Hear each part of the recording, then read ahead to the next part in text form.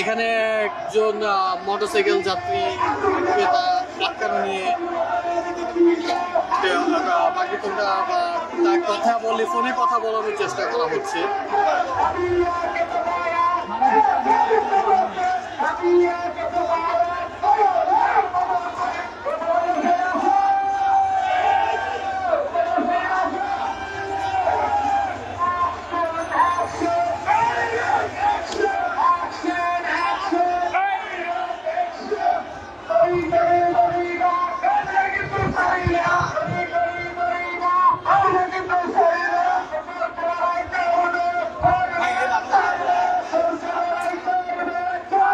দর্শক, এখানে আমরা আরো কিছু অবরোধকারীদের মধ্যে যারা অংশ নিয়েছেন তাদের সাথে আরো একজনের সাথে যদি কথা বলি। ভাইয়ের নামটা কি?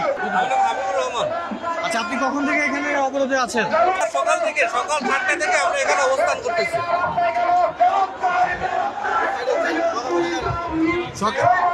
তো আপনারা যে এখানে অবরোধে আছেন, আপনাদের মূল দাবিগুলো যদি আপনারা একটু বলতেন।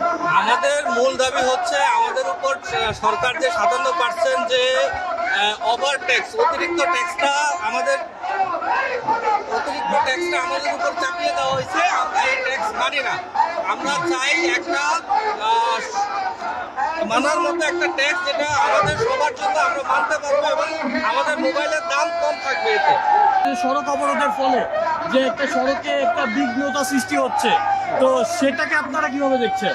সেটা আমাদের কাছে মোটেও ভালো লাগতেছে না, কারণ আমাদেরও কাছে আমরা মানুষ, আমাদেরও ফ্যামিলি আছে বা যারা এখন ভোগান্তিতে আছে তাদের ভোগান্তিতে আমরা নিজেরা মানে এটা তো অনেকটা মানে আমাদের নিজেরও খারাপ লাগতেছে।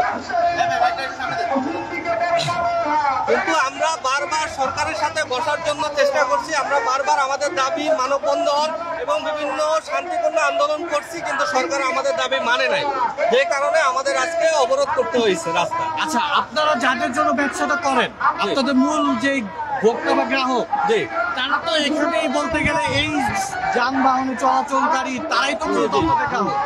তো তাদেরকে যে একটা সমস্যার মধ্যে বা তাদের বিঘ্নতার মধ্যে ফেলছেন, ভোগান্তিতে ফেলছেন, তাতে কি আপনাদের মনে হয় যে তাদের একটা আপনাদের প্রতি পজিটিভ সিম্প্যাথির কাজ করবে? বিষয়টা হচ্ছে এই দাবি শুধু আমাদের না, শুধু আমাদের ব্যবসায়ীদের জন্য না, এটা সবার দাবি। কেন একটা ফোনে যদি 57% ট্যাক্স দেয় সরকার, এটা বরাদ্দ করে, সেক্ষেত্রে আপনার এই ট্যাক্সটা কিন্তু জনগণকেই দিতে হবে।